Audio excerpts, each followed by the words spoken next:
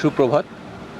আমরা মইদুল হাসানের সাথে গত ১ মাস আগে দেখা করেছিলাম, আলোচনা করেছিলাম গত ২৩শে অগাস্ট।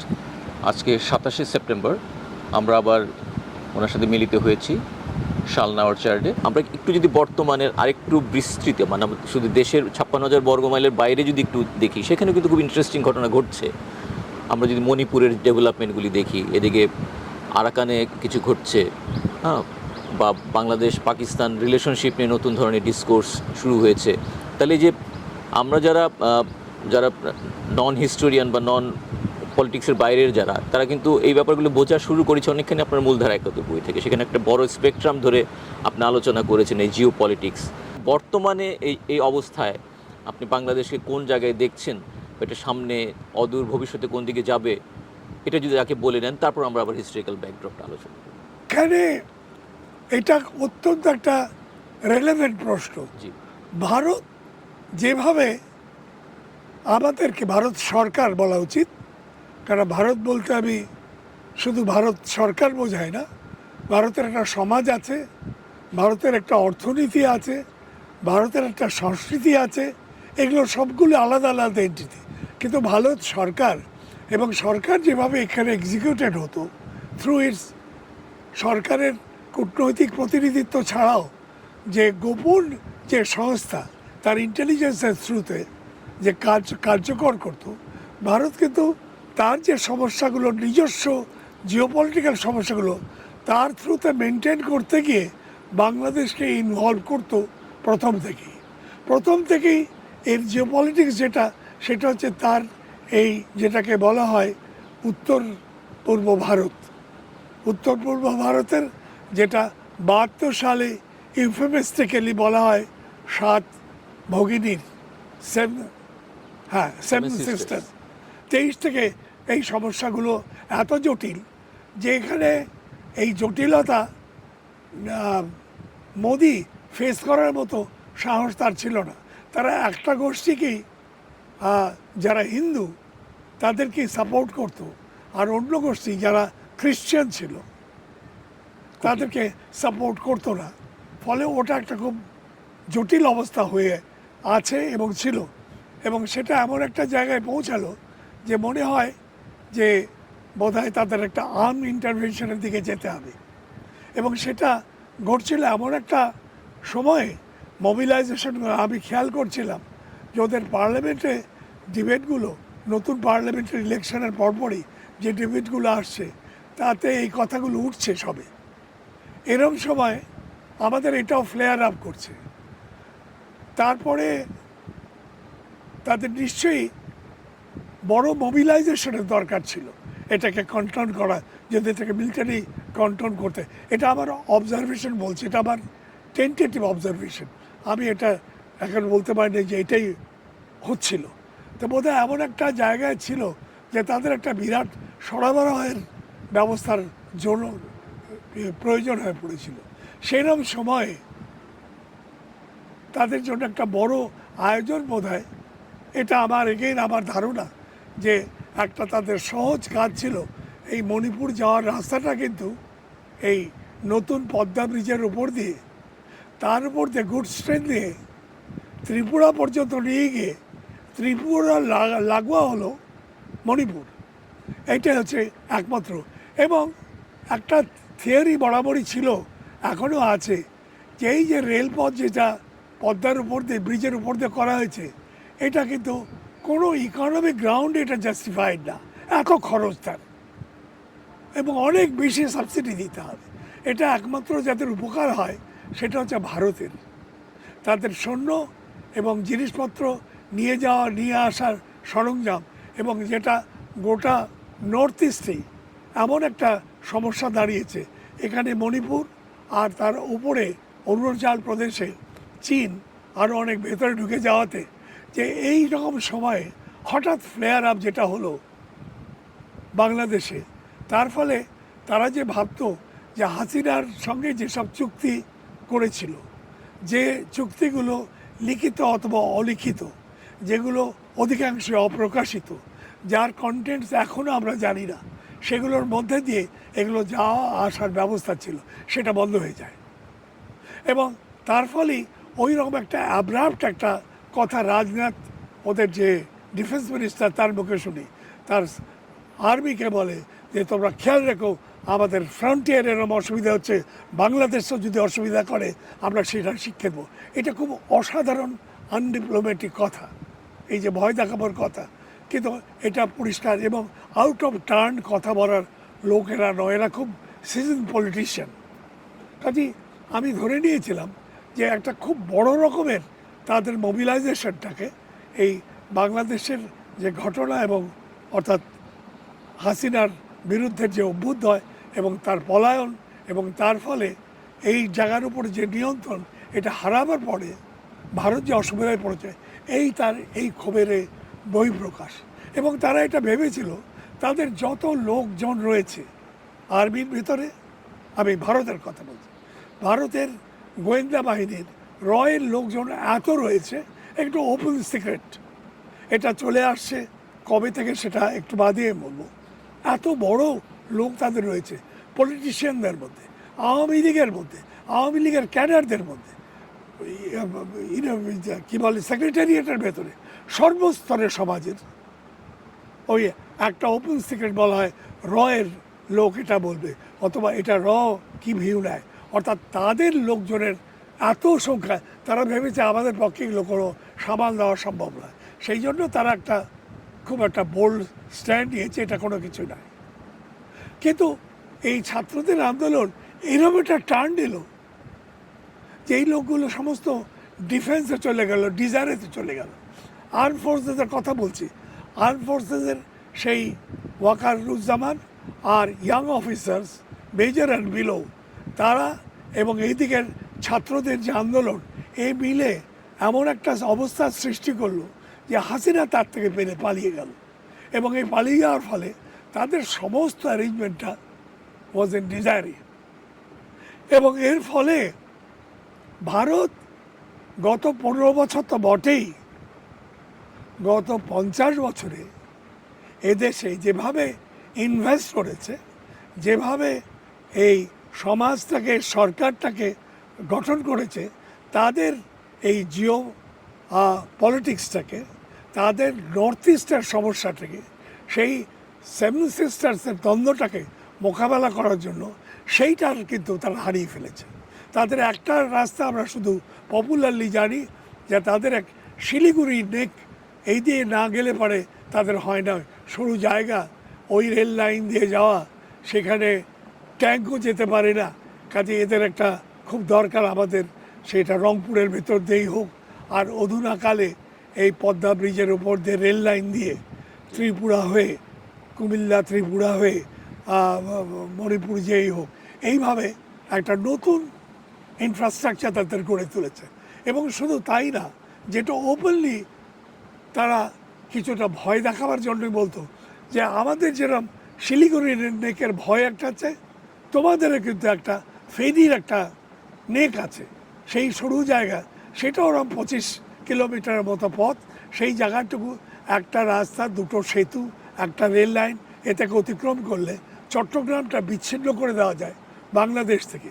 কাজে আমরা এই গোটা বাংলাদেশকে যদি, চট্টগ্রামকে যদি বিচ্ছিন্ন করি, তাহলে আমাদের জাহাজ কিন্তু এসে সরাসরি চট্টগ্রামের ওপর দিয়েই আমাদের নর্থ ইস্টকে আমরা নিতে পারি। অর্থাৎ একটা জিওপলিটিক্সের একটা সম্পূর্ণ পরিপূর্ণ প্ল্যান নিয়ে ভারত কিন্তু এগিয়েছিল। এবং সেই যে এগুবার সমস্ত প্ল্যান পরিকল্পনা যে বাতিল হয়ে গেছে তা নয়, কিন্তু একটা বড় সেটব্যাক খেয়েছে। অর্থাৎ যে সরকার, যে সহযোগী সরকার, যে সহযোগী আর্ম ফোর্সেস, পুলিশ বাহিনী, ইন্টেলিজেন্স, এবং এখানকার ইন্টেলিজেন্সের পেনিট্রেশন অসাধারণ। এখানকার পুলিশের মধ্যেও তাদের পেনিট্রেশন, এবং এটা তাদের আরোপ করায় নয়, এখানকার যে শাসক ছিল হাসিনা, তার নিজের রিকোয়ারমেন্টই সেই বলেছে আমার অনেক পুলিশ দরকার। যে কারণে দেখা গেল যে পুলিশ ক্র্যাকডাউনের পরে, ছাত্রদের আন্দোলনের পরে পুলিশরা জয়েন করছে না, এবং দেখা গেল প্রায় 1 লাখের মতো পুলিশ ওয়াজ নট রিপোর্টিং। এবং এটা সন্দেহ করা হয় আমি বলছি না এটাই ঘটনা, সন্দেহ করা হয় এদের অনেকেই ভারতের রিক্রুটেড, এমনকি ভারতের দেওয়া মানুষ, তারাই বাংলাদেশ পুলিশ হিসাবে এখানে কাজ করত। এগুলো প্রমাণ সাপেক্ষ, কিন্তু একটা কথা পরিষ্কার, ভারতের যে সেট আপটা, ইন্টেলিজেন্সের সেট আপটা, এবং আমি আবার বলছি গত 50-52 বছরে যেটা গড়ে তুলেছিল, এইটা কিন্তু ডিজায়ারে হয়েছে। এই কথাটা আমি বারবার বলছি এই কারণে, কারণ ওইটা আমাদের মুক্তিযুদ্ধের নিয়ে কখনো পরিষ্কার খোলামেলাভাবে লেখার পরিবেশ সেখানে হয়নি। সেই সামান্যতম স্বাধীনতা ছিল না। এক স্বাধীনতাটা প্রথম দিকে একটা অ্যানামলাস পিরিয়ডে বিদেশে বসি আমি একটা লিখে একটা অনেক কিছু কাটছাট দিয়ে যেটা লিখেছিলাম, বাট ফ্যাকচুয়ালি লিখেছিলাম, কোনো অসত্য সেখানে আমি ঢুকতে দিইনি। সেই ওই একটা ছোট্ট বই, ওটাকে ওইটাকে অবলম্বন করেই কিছু রয়েছিল। কিন্তু আসলে আমাদের 71 সালে তাই সেই বইয়ের মধ্যেও আমি বলেছি যে আমাদের লড়াই হচ্ছে কিন্তু তাদের, অর্থাৎ আমাদের মানে বলতে সেখানে তো আমাদের বলতে কোনো কিছু ছিল না। তা যদি সেখানে আওয়ামী লীগের একটা সরকার ছিল বটে, সেই সরকারের আবার 3টে ধারা ছিল। একটা ধারা তাজউদ্দিনের আহমদের নেতৃত্বে একটা কাজ করতেন, যারা মনে করতেন যে আমাদের দেশটা স্বাধীন করার যে প্রতিশ্রুতি দিয়েছে আমাদের সেটা করতে হবে। আর একটা হচ্ছে আমাদের দল ক্ষমতায় আসবে, আওয়ামী লীগ, সেরকম একটা ধারা ছিল। আর আরেকটা ধারা ছিল যে না, ভারত যেভাবে চায় সেইভাবে আমরা করব। এবং সেই ধারাটা তারা ওয়ার্ক থ্রু করে মুজিব বাহিনী বলে ছাত্রলীগের একটা গ্রুপ, যেটা ছাত্রলীগ শুধু নয়, সেটা ওই শেখ মনি, যেটা শেখ মুজিবের ভাগ্নে এবং সর্বময় যুব নেতা হিসেবে যিনি পরিচিত হতেন, তাকে অবলম্বন করে, তাদেরকে অবলম্বন করেই ওটা ইন্টেলিজেন্সের আঁকড়া, এবং ওটার সঙ্গে লড়াইটা হয়। এবং ওই বইটাতেও ওই ছোট্ট জায়গাতে রেফারেন্স দেখা যায় যে আমি তাজউদ্দিনের দ্বারা আদিষ্ট হয়ে ডিপি ধরকে আমাদের একক বৈঠকে ডিপি ধরকে বলেছি যে এই বাহিনী, মুজিব বাহিনীকে যদি বাংলাদেশ সরকারের অধীনে না এনে ওই রদ দ্বারা পরিচালিত হয়, তাহলে কিন্তু আমাদের মুক্তিযুদ্ধ চালানোটা খুব মুশকিল হয়ে পড়ছে। এবং ডিপি ধর তখন বলেন যে এইটা তো, এই বাহিনী তো সম্পূর্ণভাবে কাওয়ের আন্ডারে রয়েছে, অর্থাৎ ওই রয়ের ইন্টেলিজেন্স আন্ডারে। এই ডিপার্টমেন্টের হাত থেকে, তুমি তো জানো এইসব ডিপার্টমেন্টের হাত থেকে লোক বের করা খুব মুশকিল। জোর করে কোনো কিছু, এটা তোমাদেরই করতে হবে, এবং তোমাদেরই এটা চেষ্টা করতে হবে to pick up Mrs, to talk to Mrs Gandhi. কিন্তু তার আগে তোমাদের কথা বলতে হবে কাওয়ের সঙ্গে। কাও ছিল এই রয়ের চিফ এবং অত্যন্ত পাওয়ারফুল লোক। পাওয়ারফুল এই অর্থে যে Mrs Gandhi Bangladesh affairs handle করার জন্য একই সঙ্গে দুজন লোককে তিনি ওই মার্চের শেষে এবং এপ্রিলের শুরুতে নিয়োগ করেন। একটা হচ্ছে PN হাকসার, আর একজন কাও। এই দুজনের সম্মতিতেই বা যখন এক করতেন সেইভাবেই কাজটা এগোতো। তো সেই কাও হ্যান্ডেল করতেন এই মুজিব বাহিনী খ্যাত এই লোকদেরকে, এবং যাদেরকে সম্পূর্ণভাবে বাংলাদেশ সরকার এবং বাংলাদেশ সেনাপতির এখতিয়ারের বাইরে তাদেরকে নতুনভাবে তারা চালাতেন। তো এই সূত্রপাত সেই বইতেই উল্লেখ করা আছে। এবং তারপরে নয়, সেখানে আমাকে এটা ঠিক করা হলো, তাজউদ্দিনে বললেন, এটা ছিল বোধহয় মিট করেছিলাম জুলাইয়ের শেষে অথবা সেপ্টেম্বরের প্রথম দিকে। এই ডিপি ধরের সঙ্গে এই কাওয়ের কি বলে ইয়ের থেকে, রয়ের হাত থেকে মুজিব বাহিনীকে বের করে আনার ব্যাপারে। এবং তারই পরামর্শে এটা ঠিক হলো যে আমাকেই মিট করতে হবে কাওয়ের সঙ্গে। তাজউদ্দিন বলে আপনাকেই যেতে হবে। তো কাও তো আমাদের সঙ্গে দেখা করা এটা ইয়ে ঠিক করে দেন, ডিপি ধরে ঠিক করে দেন। এবং সেই অনুযায়ী আমি ওই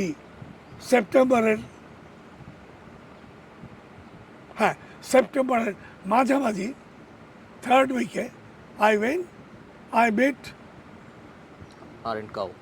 আরেন কাউ, এবং সেখান থেকেও আমি কোনো কিছুই কোনো কনসেশন নিতে পারিনি, এবং এটাই মেন ঝগড়া। এবং এই ঝগড়ার পরে জেনেছি, এটা সেই সময় জানতে পারিনি, যে রয়ের ব্যাপারে বাংলাদেশের স্বাধীনতা মুভমেন্টটাকে কীভাবে হ্যান্ডেল করা হবে এটা নিয়ে মিসেস গান্ধীর সঙ্গেই পিএন হাকসারের একটা বিরোধ ছিল। পিএন হাকসারের উনি ছিলেন তার প্রথম জীবনে উনি ছিলেন একটা কমিউনিস্ট পার্টির লোক এবং নেহেরুর খুব প্রিয় পাত্র, যে একটা বিচক্ষণ বুদ্ধিমান মানুষ। আর মিসেস গান্ধী যখন পাওয়ারে এসে 1967 সালে, যখন তারা ওল্ড গার্ড দ্বারা পরাহিত হচ্ছেন প্রায়, ওটা বলতে সিন্ডিকেট, তখন তিনি ভেবেছিলেন, এই তো বাবার আমলে শুনতাম, উনিও চিনতেন হাকসারকে, কারণ একই সঙ্গে লন্ডনে এরা পড়াশোনা করতেন, তো 30s দুজনে কৃষ্ণমেননের কাছে যেতেন, কাজেই তিনি হাকসারকে আনেন। তো হাকসার তিনি আর কমিউনিস্ট পার্টিতে নেই, কিন্তু তার হোল পারসেপশনটাই ছিল মোর লেফট অফ দি সেন্টার, যেটা ভারতের অন্যান্য ছিল রাইট অফ দি সেন্টার। এবং রাইট অফ দি সেন্টার আবার এরা যোগাযোগ ছিল সিআইএর সঙ্গে, যেমন কাও তিনি একটা সিআইএর অ্যাফিলিয়েট শুধু না, তার এন্টায়ার রটাই গড়ে ওঠে তাদের অর্থায়নে এবং তাদের সমস্ত রকমের কারিগরি সহায়তায়। I am talking about in late 60s, early 70s। তো সেই মিসেস গান্ধীর সঙ্গে মিসেস গান্ধী মনে করতেন একটু বেশি লেফট উইংয়ের দিকে যাচ্ছে, বোধহয় আমেরিকার দিকে একটু পাল্লা রাখা দরকার। এবং এইভাবেই, আমি কি খুব জটিল কিছু বলছি? Very interesting. আচ্ছা, তো সেইখানে তিনি মনে করতেন যে তিনি ভারত আমেরিকাকে চটাবার তো কোনো কারণ নেই। দুটো দিক আছে, একটা হচ্ছে আমেরিকার না ছোটাবার কারণ হচ্ছে ভারতের যে সমস্ত ব্যবসায়িক সমাজ যারা কংগ্রেসের সাপোর্টার, যারা কংগ্রেসের ভোট এবং সব কিছু অ্যারেঞ্জ করে, তারা একটা কমিউনিস্ট দিকে টার্ন নিক, এটা তারা চায় না। বাংলাদেশকে সাপোর্ট করতে হচ্ছে, কারণ এরা এসে কাঁধের উপর পড়েছে, এদেরকে সরাবার কোনো উপায় নেই, সেই জন্য বাংলাদেশ মুভমেন্ট। কিন্তু বাংলাদেশের করতে গিয়ে যে আর্মস ট্রেনিং দেওয়া হচ্ছে, এটাকে খুব ভয়ের চোখে, শঙ্কার চোখে ইন্ডিয়ার রাইট উইঙ্গাররা, ইনক্লুডিং কাও এবং মিসেস গান্ধীরও এই রিজার্ভেশন ছিল। কাজে একটা তারা চেষ্টা করতেন যে না, এর নেতৃত্বটাকে আমাদের হাতে রাখতে হবে, যাতে এটা কোনো ক্রমেই ঠিক আবার পশ্চিমবাংলার কমিউনিস্টদের মতো চিরাপন্থী না হয়ে যায়। এবং ওই ভয়টা তাদের ছিল এই, যে যদি ভারতের কাছে তারা সাহায্য না পায়, এরা কিন্তু মুহূর্তে চীনের সাহায্যের জন্য টার্ন নিতে পারে। সো তাদেরকে ধরে রাখা আবার কাজ। কাজে এই একটা অদ্ভুত নাজুক অবস্থার মধ্যে যে পলিসিটা, সেই পলিসির মধ্যে অর্থাৎ মুক্তিযোদ্ধাদেরকে আমরা থিওরিটিক্যালি সাহায্য করব, কিন্তু প্র্যাকটিক্যালি করব না। মুক্তিযোদ্ধাদের পাশাপাশি একটা রাইট উইং ফোর্সকে, যারা প্রো আমেরিকান, অ্যান্টি লেফট, এরকম ফোর্সকে ডেভেলপ করতে হবে। সেটা ছিল এই মুজিবের যে ভাগ্নে শেখ মনি, এদের সেই মুজিব বাহিনী, এদেরকে অবলম্বন করে, যেটা কাও দেখাশোনা করছেন। আর হাকসার ঘটনাচক্রে যেটা তাদের মনে হয়েছে, হাকসার যে কাজগুলো করছেন, এইটা তাজউদ্দিনকেই সাপোর্ট করছে। তাজউদ্দিন যেভাবে দেখতেন যে ভারত আগেই আমাদের পাকিস্তানের সঙ্গে যে লড়াইটা, এটা বাংলাদেশের লড়াই, কিন্তু এই লড়াইটা আমাদেরকে হারিয়ে দিতে পারে। কাজে পাকিস্তানে আমাদেরটা কোনো চয়েস নয়, বাট আমাদের বাধ্য হয়ে আমরা পাকিস্তানকে ঠেকাতে হবে। এবং সে ঠেকাতে হওয়ার উপায়টা কি?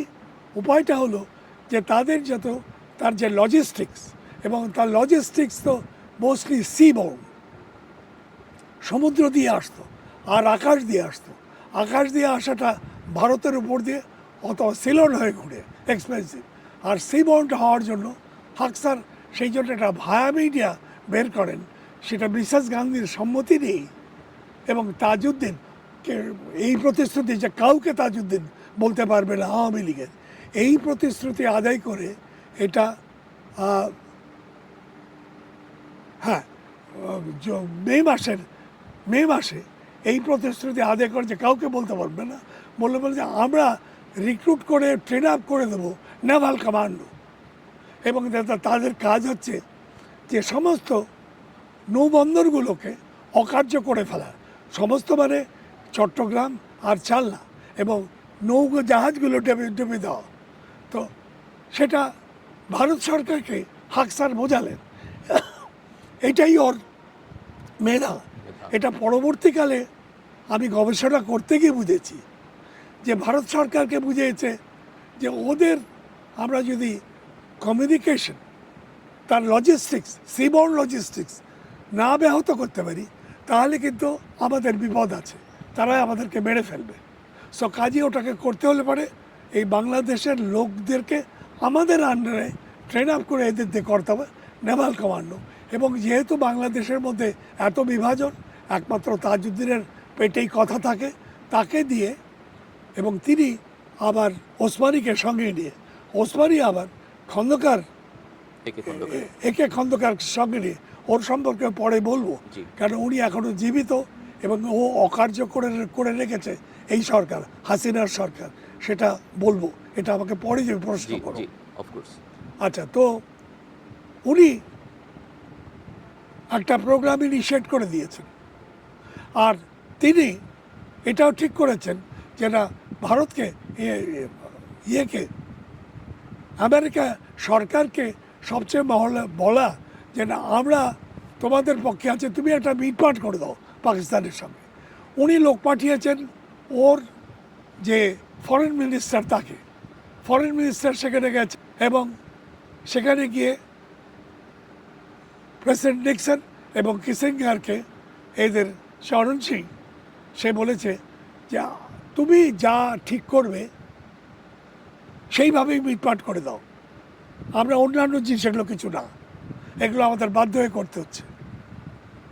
এই কথাটা ভেরিফাই করার জন্য অংশত আরও এজেন্ডা ছিল, এইটাকে ভেরিফাই করার জন্য কিসিঞ্জার আসেন মিসেস গান্ধীর সঙ্গে একা, বলেছে তুমি কেন বলেছ যে আমরা যা পারি পাকিস্তানের সঙ্গে মিটমাট করে দিতে পারি।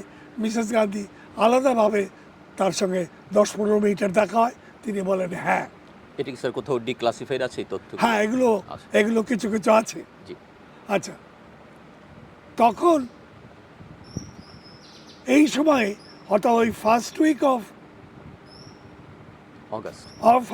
অগাস্টই এইটা হাকসারের সঙ্গে পরিষ্কার হয় মিসেস গান্ধীর যে না হাকসার যেভাবে চাইছে না আমেরিকার সঙ্গে মিলেই একটা করবে, অর্থাৎ বাংলাদেশের মুক্তিযুদ্ধটা কোনো ব্যাপার না, এটা একটা ঘটনাক্রমে আমাদের করতে হয়েছে, করছে, কিন্তু আমরা মিটমাট করে ফেলবো পাকিস্তানের সঙ্গে এবং সেটা আমেরিকা করে দেবো এবং আমেরিকা সেই স্ট্যাটাস কো অ্যান্টে অর্থাৎ একই পাকিস্তানের আন্ডারে কিছু অটোনমিকে দিয়ে মুজিবকে ছাড়িয়ে এনে এই করবে, এই হচ্ছে হোল ডিসপেন্সেশন।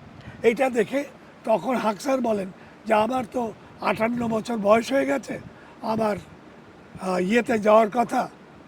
এরা আবার খুব অত্যন্ত ঘনিষ্ঠ ছিলেন, যেটা ওই ওর বইও রয়েছে মিসেস গান্ধীর সঙ্গে হাকসারের বন্ধুত্ব।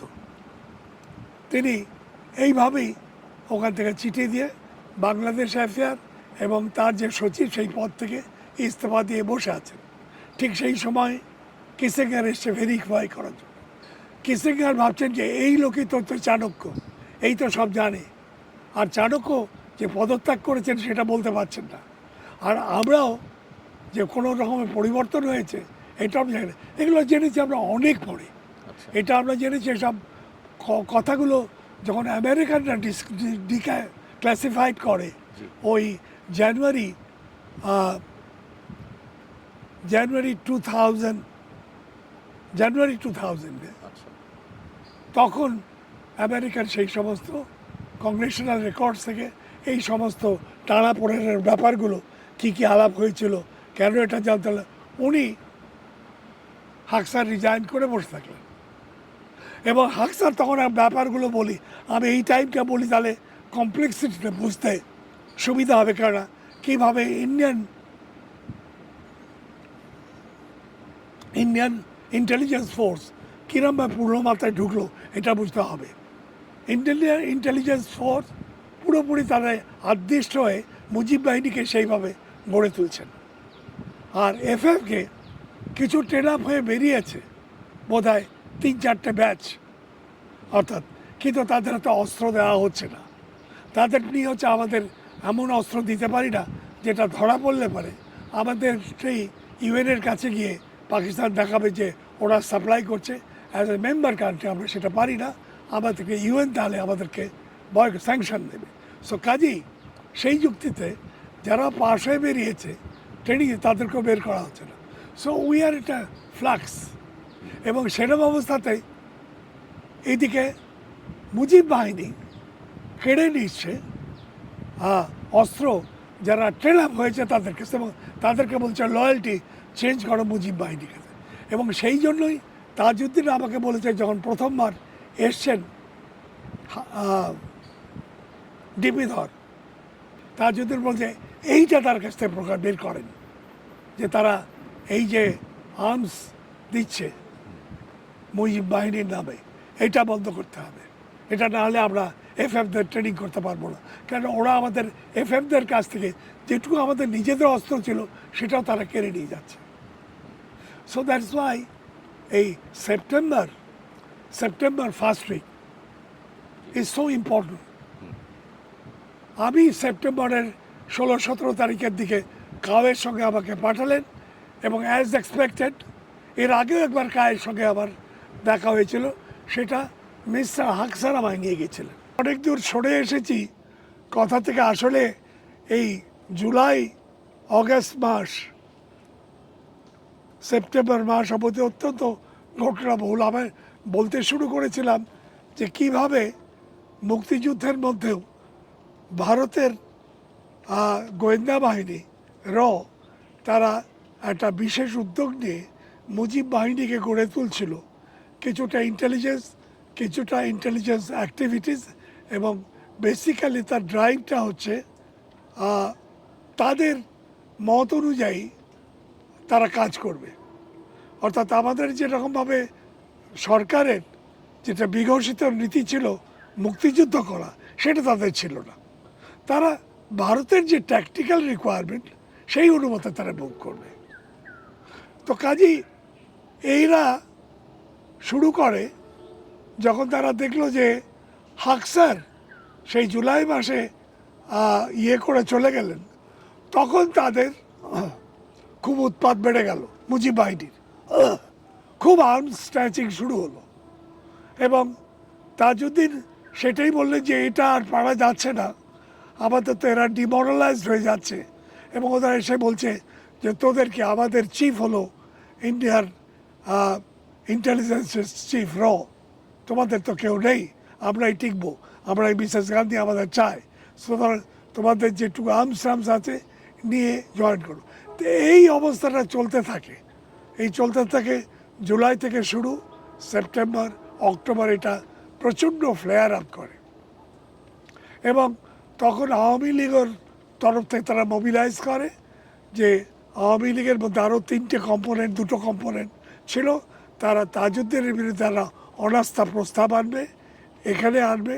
আর ওখানে তো আমাদের মোশতাকা আমাদের সেই সব মিলিয়ে গ্যাং আপ করে তারা একটা সেন্ট্রাল কমিটির মিটিং দেয়, যে মিটিংয়ে মেন এজেন্ডাই ছিল তাজউদ্দিনকে মুক্তিযুদ্ধের প্রধানমন্ত্রীর পদ থেকে বের করে দেওয়া এবং আওয়ামী লীগের সাধারণ সম্পাদকের পদ থেকে বহিষ্কার করা। এটার ইয়েটি ছিল খুব সম্ভবত অক্টোবর মাসের 20 তারিখে। এবং এটা আবার এগুলো এত ড্রামেটিক সমস্ত বিল্ড আপ, এগুলো আমাকে একটু নোটসগুলো আবার নিজেকেই রিকনসাইল করে একটা সময় বলতে হবে যদি আমি এটা পুরোপুরি জাস্টিস করতে চাই।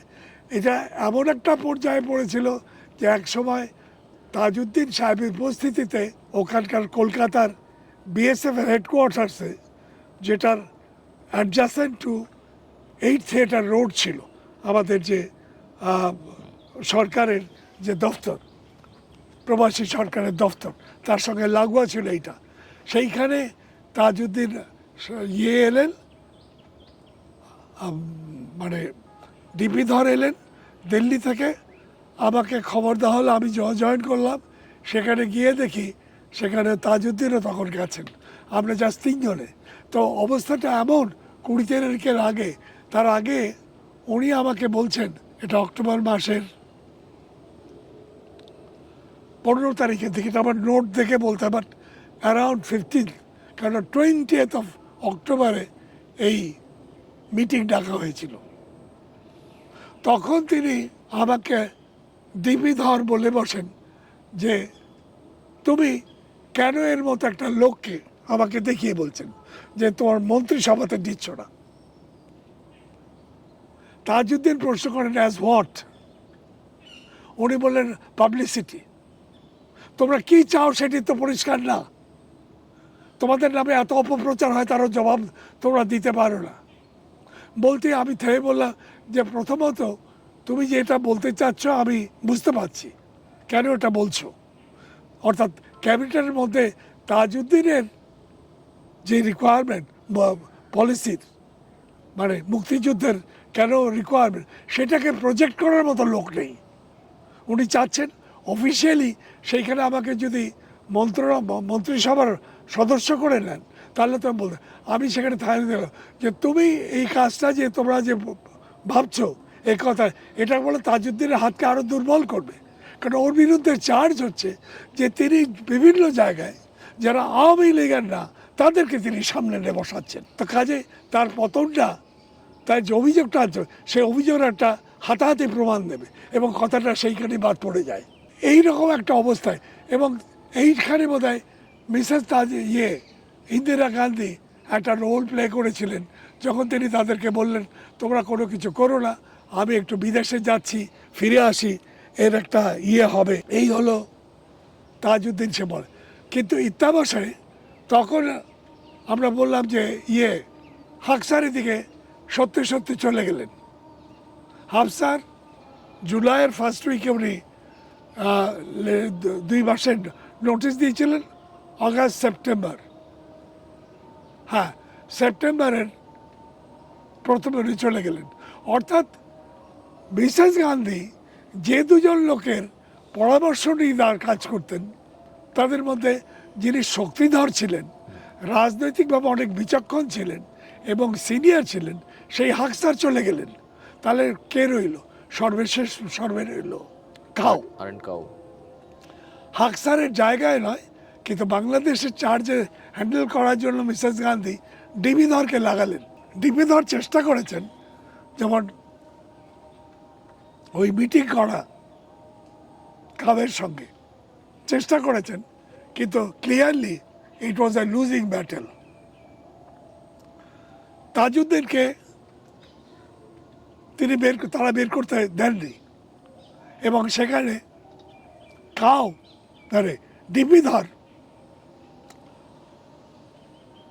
ডিপি ধরের কারণে ডিপি ধর মিসেস গান্ধীকে বলেছেন একটা লোকই আনঅ্যাভাউডলি বাংলাদেশের স্বাধীনতা করতে চায়, সেটা হচ্ছে তাজউদ্দিন।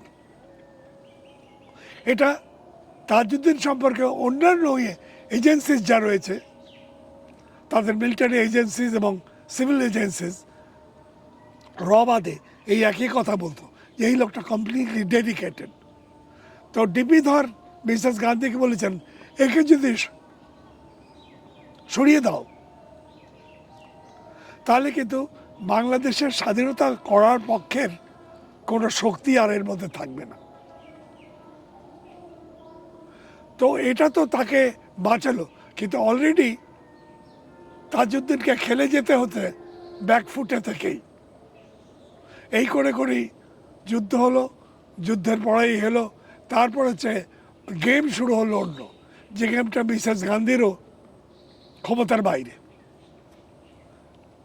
এবং সে গেমটা কি হলো, যেটা আমরা পরেই জেনেছি, যে যখন হেরে গেল তার জন্য ওয়েস্টের জন্য একটা বড় ডিফিট। তারা 7 ফিট পর্যন্ত পাঠিয়ে ইন্ডিয়াকে নিবৃত্ত করতে পারেনি। এই অবস্থার মধ্যে তারা ঠিক করে যে আমরা অন্য পথে, আমরা যখন হেরে গিয়েছি একটা অন্যভাবে চেঞ্জ করতে হবে। এবং তারপরের কাহিনীগুলো যেটা এই দেশে কখনোই আলোচনা করা, উল্লেখ করার ন্যূনতম সুযোগ বা স্বাধীনতা পাওয়া যায়নি। এইখানেই হতো এই যে স্বৈরাচার, যে হাসিনা যে স্বৈরাচার, এইটা হচ্ছে তার জন্য দায়ী। এরা সম্পূর্ণভাবে ইতিহাস চর্চাটাকে বন্ধ করে দেয় এবং ইতিহাসের যেসব উপাদান ভারতে বেরোতে, এগুলোকে তারা নিবৃত্ত করে, বেরোতে দেয় না। ঘটনা অন্যান্য সূত্রে যেটা বেরোতে পায় সেটা হচ্ছে এইরকম: যুদ্ধ শেষ হলো বোধহয় 20 বা 21 ডিসেম্বর তারিখে, অথবা 19 বা 20 ডিসেম্বরে ভুট্টোকে নিউ ইয়র্কে ডেকে পাঠানো হলো। কিসিঙ্গার তাকে যা ব্রিফ করার করলো। এসে ভুট্টো পাকিস্তান ভেঙে গেছে, পশ্চিম পাকিস্তান আলা সে তার প্রেসিডেন্ট হলো। কারণ এই আমেরিকার ডিকটেশনেই পাকিস্তানের আর্মিও এগ্রি করেছে এই হবে। তো নির্বিবাদে ভুট্টো এলেন, বোধহয় 22-23 তারিখে তিনি নিলেন, 24-25 তারিখে দিলে, 26-27 তারিখে, এটা ডিসেম্বরের, ভুট্টো যে শেখ সাহেব জেলে আছেন সেখানে দেখা করলেন ড্রামেটিক্যালি।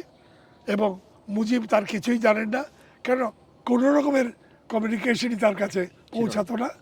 এবং তিনি বললেন আমি এদেশের প্রেসিডেন্ট, যেটা মুজিব একটু মেনে নিতে অসুবিধা হচ্ছিল। কিন্তু পরে এইটা বললেন যে ঠিক আছে আমি এটা আছি, কিন্তু পাকিস্তান বুঝলেন যে মুজিব পাকিস্তানকে এক রাখতে চান।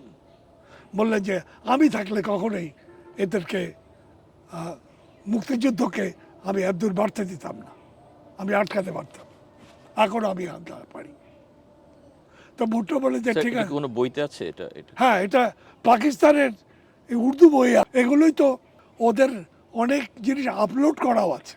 যেমন ওর যে লোকটি দেখাশোনা করতো, he was an SP of intelligence, সে তার কাহিনী বলেছে, যার কাহিনী উর্দু ভাষায় প্রচুর ওই ইয়েতে ছাপা হয়েছে, মানে ওয়েব পেজে উঠেছে।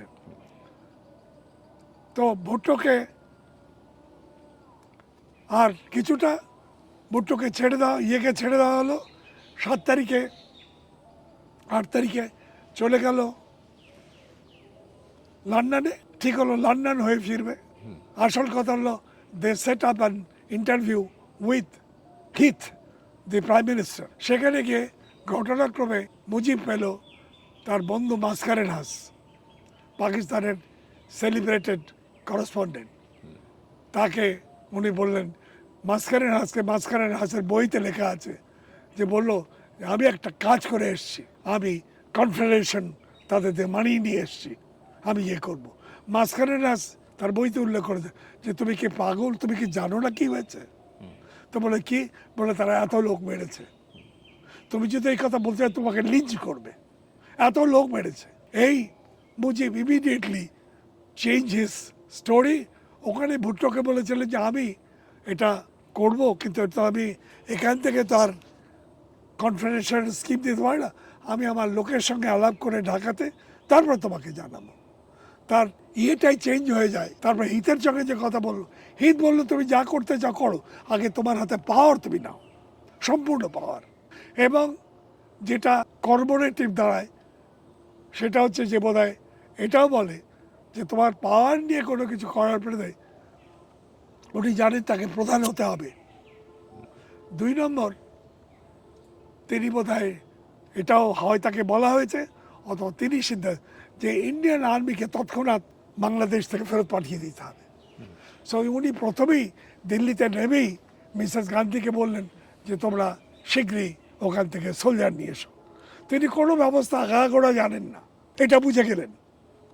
আর ঢাকাতে নেমেই প্রথমেই তাজউদ্দিনকে বললেন আমি কিন্তু এবার প্রধানমন্ত্রী হব, এবং তাজউদ্দিন অত্যন্ত অনুগত নাম্বার 2 হিসাবে বললেন আপনি যা হতে চান হবেন।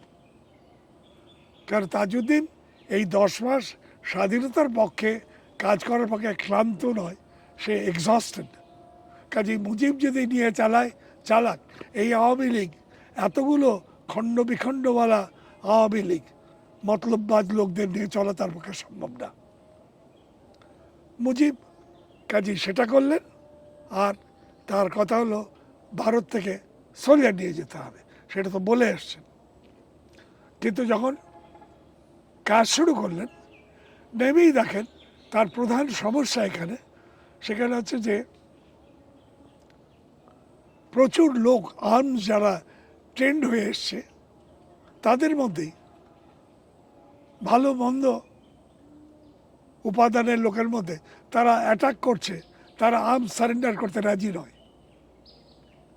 সরকারের বিরুদ্ধে তারা তখন মুজিব এই সময়, এটা আবার ডকুমেন্টেড পার্ট, বোধহয় 30শে জানুয়ারি ডিপি ধরকে পাঠান প্রথম ইন্ডিয়ান এমিসারি মিসেস গান্ধী, এবং শেখ মুজিবের সঙ্গে তার একটা মিটিং হয়, প্রায় 2 থেকে 3 ঘন্টার মিটিং। সেই মিটিংয়ের উপরে তার যে রিপোর্ট ডিপি ধরের লেখা, তার একটা ডিপি ধরের সেই রিপোর্টও রয়েছে, যে রিপোর্টের একটা কপি তোমার কাছে আজকে দিয়েছি, আমি রহমান সোমানকে পড়তে দিয়েছিলাম, তিনি তোমাকে দিয়েছেন। ওটাতেই বহু কথা বলা আছে, অর্থাৎ উনি ফিরে আসার পরেও 3 সপ্তাহ পার হয়েছে, কিন্তু মুজিব 5 মিনিটের জন্য মুক্তিযুদ্ধ কিভাবে হয়েছিল, কিভাবে এই যুদ্ধ লড়াই করা হয়েছে, এ কথা তাজউদ্দিন বা সৈয়দ নজরুল বা আব্দুল সামাদ আজাদ কারো মুখে 5 মিনিটের জন্য শেখ মুজিব শোনেননি। অর্থাৎ ওনার নিজের একটা এজেন্ডা ছিল। তো তিনি ইনসিস্ট করছিলেন ডিপি ধরের কাছে যে তোমাদের সোলজারকে নিয়োগ করো। ডিপি ধর সেটা অস্বীকার করে যে আমরা কিছুতেই আমাদের সোলজার দেব না, এবং এটারও একটা পূর্বসূত্র বোধহয় মূলধারাতে সামান্য একটু আমি রেখেছি, যে নভেম্বরের লাস্ট উইকে এখানে যখন এই যশোরে যখন গোলাগুলি হয়, সেই সময় পরপর 3 দিন আমার সঙ্গে ডিপি ধরের আলোচনা হয়। প্রত্যেক দিন সন্ধ্যাবেলা আমরা বসতাম। এটা কোন সালের কথা বলছেন? 1971 সালে। আচ্ছা, কিন্তু মুজিব তো বললেন যে সোলজার উইথড্র করতে, আবার উনি ডিপ্লয় করতে বলছেন কেন, নিয়োগ করতে বলছেন কেন? আর্মস কালেক্ট করতে হবে, কারণ আর্মস কালেকশন। সেই সময় আমাকে ডিপি ধর বলেছেন কি কি কাজ করা হবে, ডিজার্ভ কিভাবে করা হবে, সরকার কিভাবে চলবে, কম্বাইন্ড অ্যাপারেটাস তৈরি করা যায় কিনা সমস্ত মুক্তিযোদ্ধা গ্রুপগুলোকে একত্রিত করার জন্য। এই জিনিসগুলো আমাদের ওই 3 দিন আলাপ হয়। তা তার মধ্যে 1972-এর 30শে জানুয়ারি ডিপি ধরের সঙ্গে আলোচনায় তিনি বলেন ভারতীয় সোলজার লাগাও। ভারতীয় সোলজার তারা অসম্মত হন। যেই কাহিনী আমি বলতে গিয়েছিলাম, এই ফয়সালা হয়েছে নভেম্বর 1971-এর, এবং সেটাই বলতে গিয়েছিলাম। আমাকে বলেছিলেন, ডিপি ধর জিজ্ঞেস করেছিলেন আমরা কি করব, ওখান থেকে কতদিন পরে আমরা সোলজার ফেরত আনতে বলে ধারণা। আমরা সেটা তো এখানে আলাপ করার অবস্থা দেখে এটা বলতে হবে, কি দাঁড়ায় এটা এখন থেকে কীভাবে বলবো। উনি বললেন আমরা one of the first thing that will do will bring back all the army. আমরা ওখানকার অবস্থা কি দাঁড়ায় সে না দেখি বলে হ্যাঁ। আমি খুব অবাক হয়ে বললো কেন?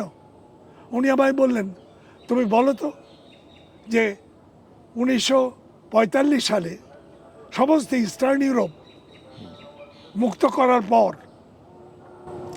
সোভিয়েত ইউনিয়ন সবচেয়ে বড় ভুল গুলো বলছিল, কোনটার কথা বলছো?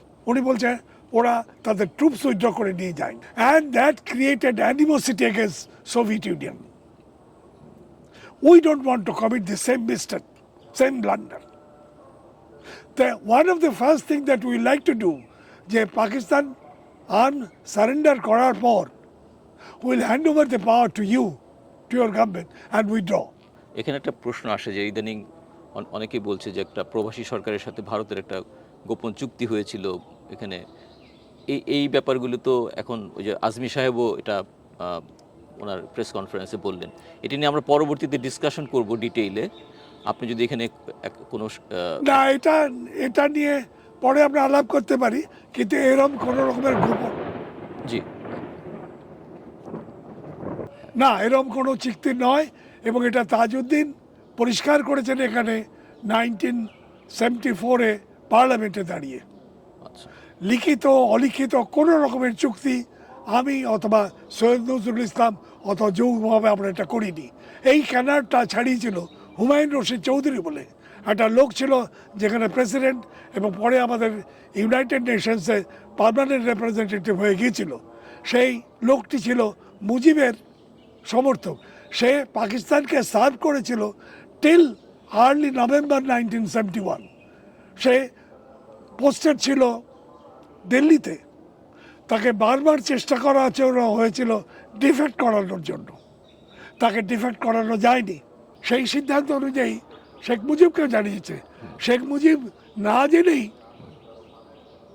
উনি দিল্লিতে নেমেই ওই যে হিত চেয়েছিলেন, জি বলেছে আমি চাই তোমরা শীঘ্র সোলজার নিয়ে আসবে। সে তো বলেছে জানুয়ারির শেষে ডিপি ধরের কাছে যে তোমাদের সোলজার আমাদের দাও, তখন উনি বলছেন না আমরা এটা নিয়ে যাব।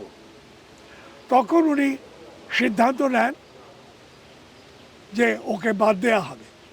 ব্যাপারটা তাজউদ্দিন জেনেছিলেন যে উনি ভারত সরকার বলবেন যে তোমরা যে ডিপি ধরকে পাঠিয়েছ মিসেস গান্ধীর প্রতিভূ হয়ে আমার সঙ্গে কথা বলার জন্য, আমি তাকে চাই না। এবং আমি তখন ভারতে আবার কি কাজে গিয়েছিলাম, আমার নিজের কিছু কাজে আমি ফিরে আসি। তাজউদ্দিন আমাকে বললেন আপনাকে একটু ভারতে যেতে হবে। কেন?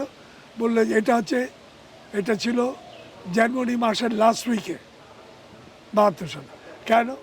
ডিপি ধরকে বের করে দেওয়া হবে।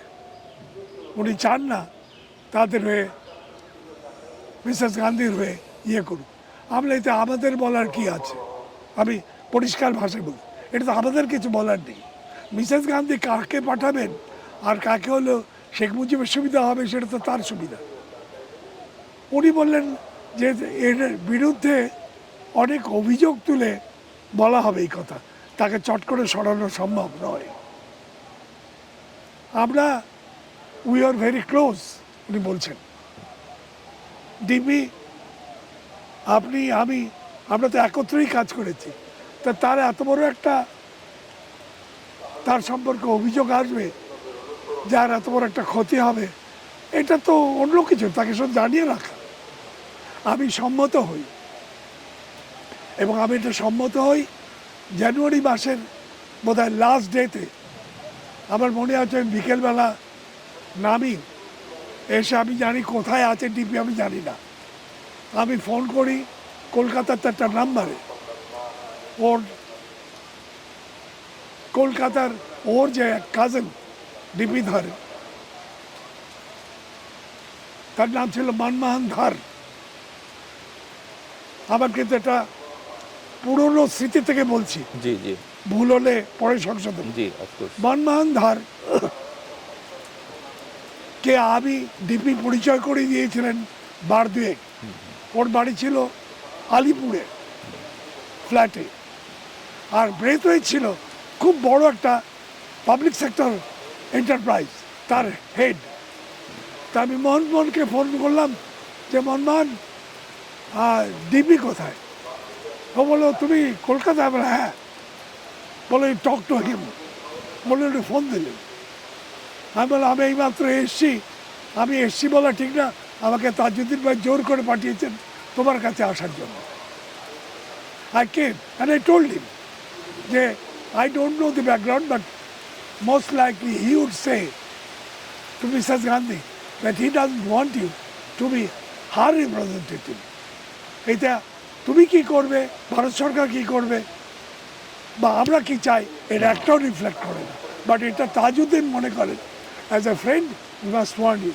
হি couldn't believe it, but he didn't accept it either. So, দুদিন বাদে মানে ফেব্রুয়ারির বোধহয় ফার্স্ট উইকে যখন মিট করছে, তখন এই কথা তাজউদ্দিন মিসেস গান্ধীকে শেখ মুজিব বলেন, আমি তাকে চাই না as your representative. And that was A total cut off with a personal, যারা মুক্তিযুদ্ধের সঙ্গে ভারত সরকার পক্ষে হয়ে কাজ করেছে। এদিকে তাজউদ্দিন, কিছু পরিমাণে সৈয়দ নজরুল, কিছু পরিমাণে সৈয়দ আব্দুল সামাদ আজাদ, এরা কেউ নয়। তারপরে যেটা হলো এটা হচ্ছে এটাও বাদ পড়লো, ডিপি ধরা বাদ পড়লো। ডিপি ধরা বাদ। তার মানে কি এই জায়গাগুলি দখল করলো সেই রয়ের ওই না, ফোর্সগুলো? আমি তা বলতে চাচ্ছি না, আমি যেটা জানি না আমি সেটা বলতে চাচ্ছি না। আচ্ছা, এই আলোচনা আমরা স্যার পরবর্তী আরেকদিন করব। আজকে আমার মনে হয় এখানে আমরা এই আলোচনা আজকে রাখি। কেন, প্রচন্ড বৃষ্টি হচ্ছে না, বৃষ্টি, এই কথাটা শেষ করো। জি জি। অর্থাৎ এটা ফেব্রুয়ারি মাসেই এখানে ওদেরকে যারা মুক্তিযোদ্ধা মুজিব বাহিনীর লোকদের ট্রেন আপ করতো, সে একজন শিখ, সে মেজর জেনারেল ওমান। সে তার বই একটা লিখে গেছে, ফ্যান্টমস অফ চিটাগং, মূল্যবান বই। উনি বললেন যে তিনি তাকে বলল যে তোমাকে হঠাৎ একদিন ফেব্রুয়ারি মাসে 1972 সালে তাকে বললেন শেখ মুজিবুর রহমান তোমাকে তার পলিটিক্যাল অ্যাডভাইজার হিসাবে চান, কিন্তু তোমার ঢাকা যাওয়ার ব্যাপারে মিসেস গান্ধীর অমত নেই। এটা আখতার দেখলাম, ওটার বইতেই বলা আছে। So accordingly he went back, এবং শেখ মুজিব তাকে জড়িয়ে ধরে তার বাড়িতে রাখেন। তুমিই একমাত্র লোক যে আমাদের সাহায্য করেছো, সব করবে করে টোরে। তারপরে উনি পরের দিনের বৈঠকে বললেন, তুমি এই মুজিব বাহিনীর লোকজনদের মতো করে সব ট্রেন আপ করো। আমি 8,000 থেকে 12,000 লোক ট্রেন আপ করতে চাই, সম্পূর্ণ নিউ রিক্রুট, আর্মস ট্রেনিং হবে। এরাই কোর, তারা আমার কমান্ডের আন্ডারে থাকবে, আর্মির কমান্ডের আন্ডারে। তারপরে মুজিব তখন বললেন, এটা আমি সম্পূর্ণ তোমাকে দায়িত্ব দিচ্ছি, তুমি তোমার দপ্তর নিয়ে যেভাবে বড় এদেরকে ট্রেন আপ করো। এটা কি ওবানের বইতেই আছে? এটা ওয়ানের বইতে আছে। আর একটা জায়গাতে হিন্ট আছে, ইন্টেলিজেন্স সার্ভিস নেই, এটাও তোমরা ট্রেন আপ করো। অর্থাৎ সেটা ওমান ফুল টাইম এই রয়্যাল লোক, এর র্যাঙ্ক হচ্ছে মেজর জেনারেল, কাজে ওটাও তার হাতে গেল। অর্থাৎ এখানে ইন্টেলিজেন্স আর্মি এবং এখানকার কাউন্টার ইনসার্জেন্সি ফোর্স হিসাবে যে মুজিব বাহিনী তথারক্ষী বাহিনী, এইটা তৈরি করা, এই লোক এর দায়িত্ব দিয়েছে শেখ মুজিব নিজে দেখে। তো তারপরে তো হচ্ছে সদরঘাট, বাংলাদেশ সরকার তখন ইন্ডিয়ান ইন্টেলিজেন্স সার্ভিস তাদের হাতে তিনি সহস্তে দান করেছিলেন। তো তারপর থেকে ধারাটা এই মতো চলে আসে। এই প্রথম এই যুদ্ধের মধ্যে দিয়ে, এই আন্দোলনের মধ্যে দিয়ে, এই যে আমাদের জুলাই আগস্টের যুদ্ধে মানুষ খুব বুঝেছে যে এগুলো যেরকম প্রতি অত্যন্ত বীতশ্রদ্ধ, যে তারা আমাদের সমাজের, আমাদের শাসন ব্যবস্থার, আমাদের প্রশাসনের, আমাদের আর্মির, আমাদের ইন্টেলিজেন্স সার্ভিসের প্রত্যেকটা মহলে তারা ঢুকে গেছে। এটা পরিচালিত সরকার। অর্থাৎ এই জায়গাটা আজকে মানুষের চেতনায় এসে পরিষ্কার করতে হবে। এইখানেই আমি আজকের কথা শেষ করছি। এই ঐতিহাসিক সুযোগ আজকে এসে 50 বছর বাদে, স্বাধীনতার বাদে এই প্রথম আমরা আমাদের যে সরকারের যে কোর বাহিনীগুলো, সে আর্মি বলো, গোয়েন্দা বাহিনী বলো, সরকারি দপ্তর বলো, বেসামরিক প্রশাসন বলো, ব্যাংক বলো, এই সমস্ত জায়গা থেকে যারা একটা রয়ে ছড়ে গেছে দেশ, এদেরকে একটু পরিষ্কার করার এই সুযোগটা এসছে।